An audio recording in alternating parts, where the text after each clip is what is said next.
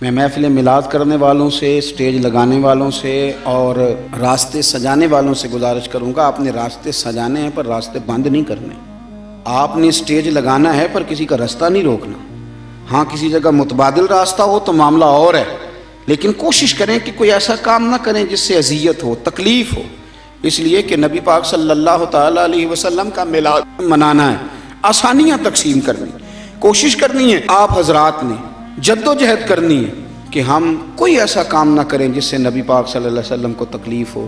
کچھ چیزیں ایسی ہیں جس سے حضور کو تکلیف ہوتی ہے۔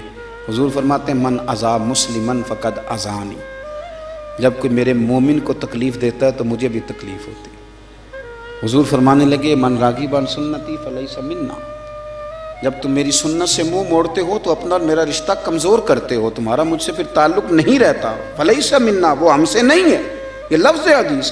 اور فرمایا جب تم چھوٹے سے پیار ہی نہیں کرتے، بڑے کا ادب ہی نہیں کرتے، من لم یرحم صغیرنا ولم یوقر کبیرنا فلیس منا، تو پھر تم ہم میں سے نہیں ہو۔ تم اگر رسول کائنات صلی اللہ علیہ وسلم کے غلام ہو تو پھر توقیر بھی تمہارے مزاج میں ہونی چاہیے، شفقت بھی تمہاری طبیعت میں ہونی چاہیے، تمہیں ادب کرنا بھی آتا ہو اور شفقت کرنا بھی آتا ہو، پھر کسی قسم کی کوئی تکلیف دہ کام نہ کریں، ایسا کام نہ کریں جس سے نبی پاک صلی اللہ علیہ وسلم کو تکلیف ہو، حضور کو اذیت ہو۔ جب کوئی کسی صحابی کے بارے میں غلط بات کرتا ہے تو میرے نبی پاک کو تکلیف ہوتی ہے، جب کوئی اہل بیت کے بارے میں غلط بات کرتا ہے میرے نبی پاک کو تکلیف ہوتی ہے۔ خدا را میں آپ کو کہہ رہا ہوں اور ذمہ داری سے کہہ رہا ہوں، علماء سے تصدیق کرا لینا، جو غلط بات کرتا ہے اس سے بھی حضور کو تکلیف ہوتی ہے، اور جو شوق سے وہ غلط باتیں سنتا ہے وہ سننے والے سے بھی نبی پاک کو تکلیف ہوتی ہے۔ خبردار، حضور سید عالم کو تکلیف دینے والا کبھی کوئی کام نہیں کرتا۔ بڑی سادی سی بات کرتا ہوں، بڑی سادی سی، کسی کا بچہ غلط بھی ہو معاذ اللہ تو اس کے باپ کے سامنے یا پیچھے اگر آپ اس کے بچے پر تنقید کر دیں، کوئی ایسی بات کر دیں تو باپ کو تکلیف ہوتی ہے کہ نہیں ہوتی؟ عجیب معاملہ ہے لوگوں کا، صحابہ کے بارے میں بات کرتے ہیں، اہل بیت کے بارے میں بات کرتے ہیں، حضور کو تکلیف دیتے ہیں۔ کبھی بھی کوئی ایسا کام نہ کرے، کبھی بھی، جس سے محسوس ہو کہ مدینے والے محبوب کو ہماری وجہ سے تکلیف ہوگی۔ اور یارو دیکھو،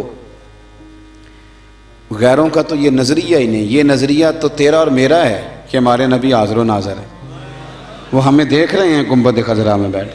تو میں کیا کرتا ہوں، اگر ہمارا یہ نظریہ ہے تو ہماری ذمہ داریاں بھی تو پھر زیادہ ہونی چاہیے، پھر تو ہماری تنہائیاں بھی پاک ہونی چاہیے، پھر تو ہمارا تقویٰ مضبوط ہونا چاہیے، پھر تو دیانتداری میں ہمارا پہلا درجہ ہونا چاہیے، اس لیے کہ ہمارا نظریہ ہے کہ سرور کائنات صلی اللہ علیہ وسلم ہمیں دیکھتے ہیں۔ تو میرے عزیز کبھی بھی کوئی کام ایسا نہ کریں، محبت میں بھی نہ کریں، محبت میں بھی نہیں کریں، کبھی بھی محبت میں بھی حدیں نہ کراس کریں۔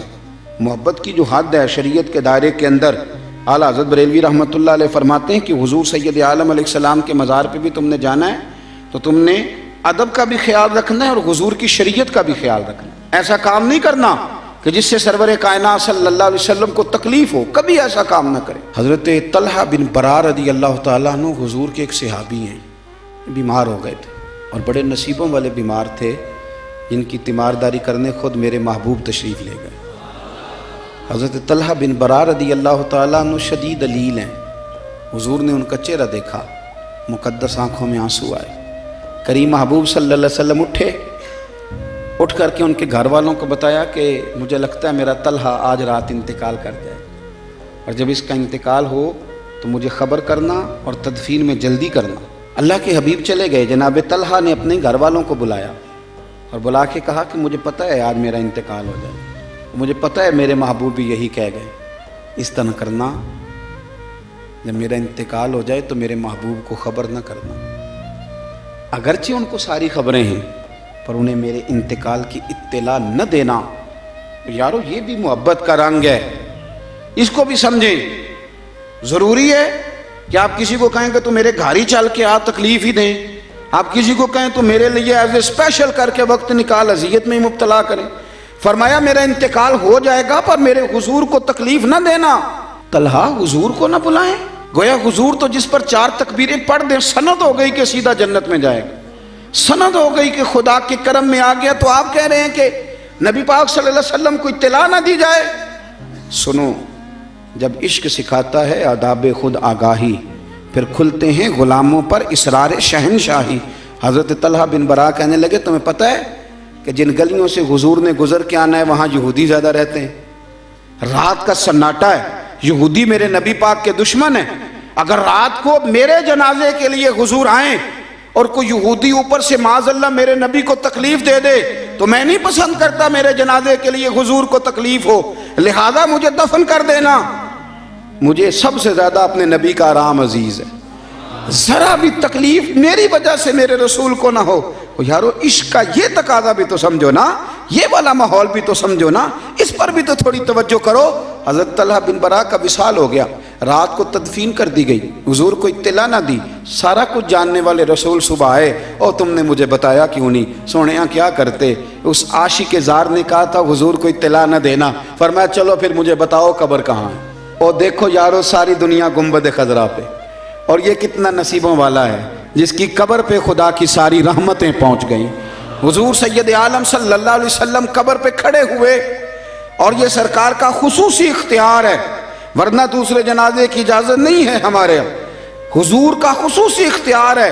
سرکار نے دوبارہ جنازہ پڑھایا اور دعا کیا فرمائی، بڑی انوکھی ہے۔ اس شخص کا یہ خیال تھا میری وجہ سے حضور کو کوئی تکلیف نہ ہو، کیا دعا مانگتے ہیں اللہ کے رسول؟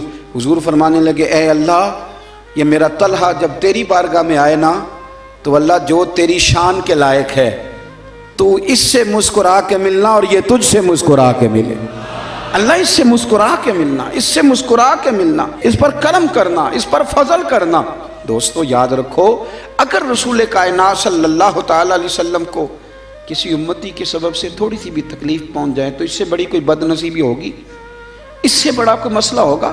کوئی ایسا کام اپنی زندگی میں کبھی نہیں کریں جس کی وجہ سے ہمارے پیارے رسول صلی اللہ تعالی علیہ وسلم کو ہماری وجہ سے تکلیف ہو۔